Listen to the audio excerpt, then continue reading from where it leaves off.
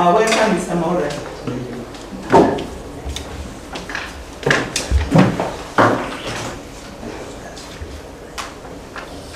So, as you can see, my topic is on training teachers on education for sustainable development in schools of education as the driver to equal opportunity. So the intention of this paper is to look at the teacher training colleges, the schools of education, how they can prepare teachers to become drivers when they become teachers in the field, to instill various skills and knowledge on sustainable development. As you can see, as I mentioned earlier, the first bullet tackled that, and the key thing here is that we want our teachers to possess the competencies. They need to be competent on what is sustainable development, how does it relate with ecology, how does it relate with economy, the social strata in the society. Therefore, this may also mean reorienting the curriculum that we use to train our teachers on values and the content of sustainable development. If you look at, these are some of the definitions.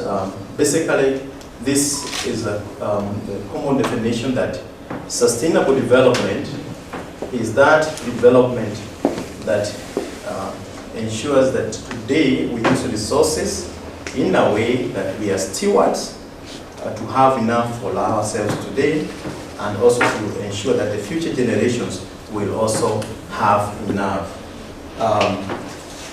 Therefore, this means we have to meet the basic needs of all, and among the basic needs we have to think about is education, equity in education.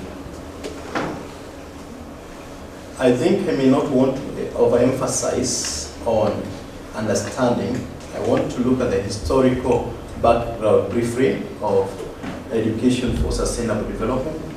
And as you can see, around 1970s is when the world became conscious that the way we were using resources, by 2072, we may have a challenge of resources. We may not have enough.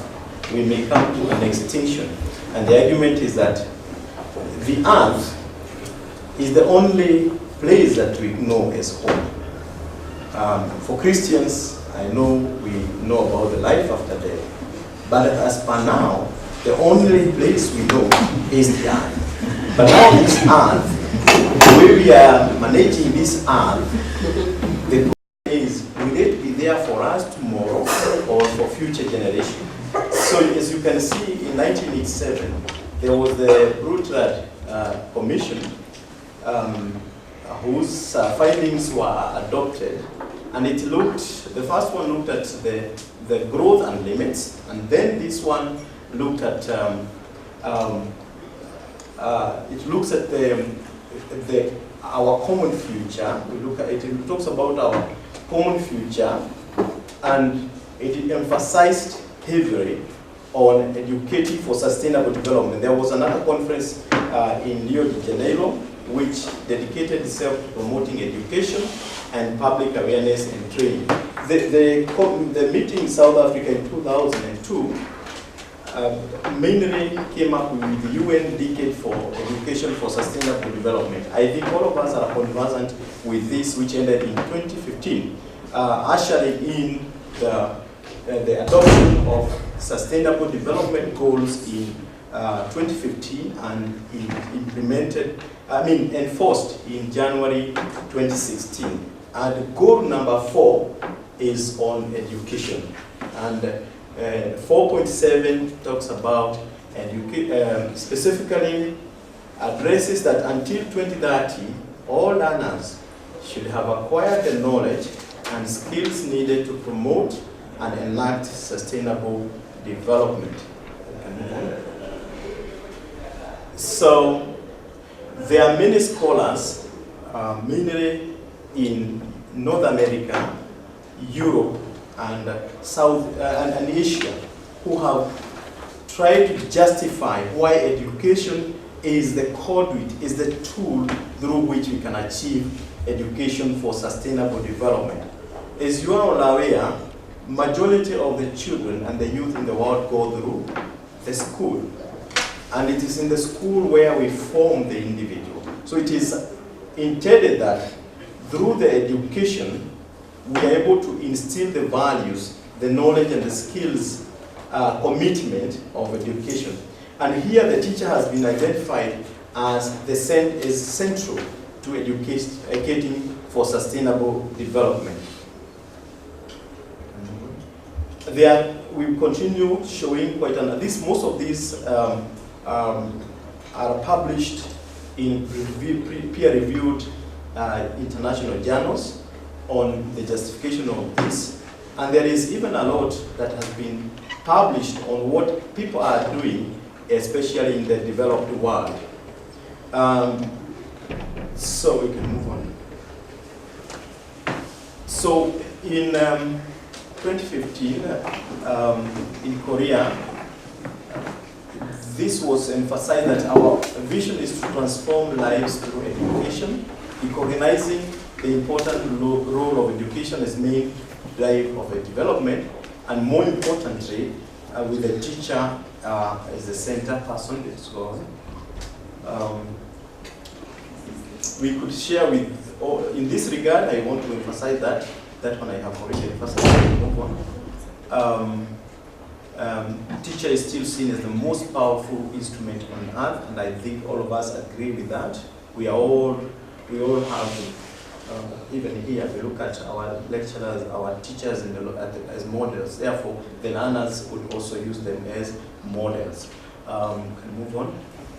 I want us to move at the theoretical framework, which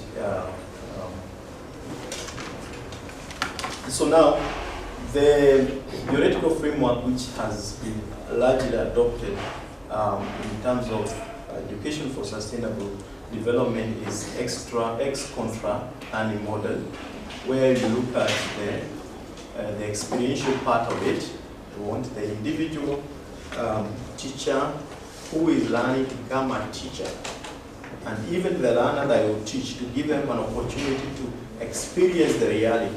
Let them experience and manageable drainage. For instance, this building is an example when it rains of an unsustainable building. So when all our facilities here are locked with water, our books are locked with water, then you also ask them, now that you have experienced that, how then can you be involved in constructing knowledge and then apply that knowledge so that you transform. This person now becomes a change agent and becomes a sustainable leader. Therefore, we will not have individual graduates of universities, products of schools being involved in a sustainable lifestyle. And if I were to ask all of us to mention unsustainable lifestyle, there are many. Yeah. Constructing where we should not do construction, destroying forests, commercializing almost everything, and so on and so forth. So, and you can move on. I want to go to conclusion.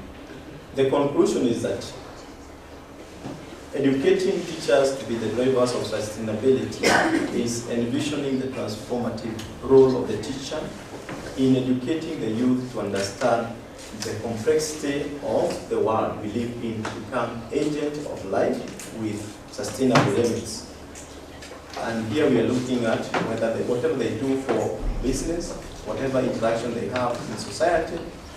And I would also like to emphasize that whatever knowledge we talk about in sustainable development must be culturally and contextually relevant. So that is my presentation in brief, because I was asked to take a short break. Thank you.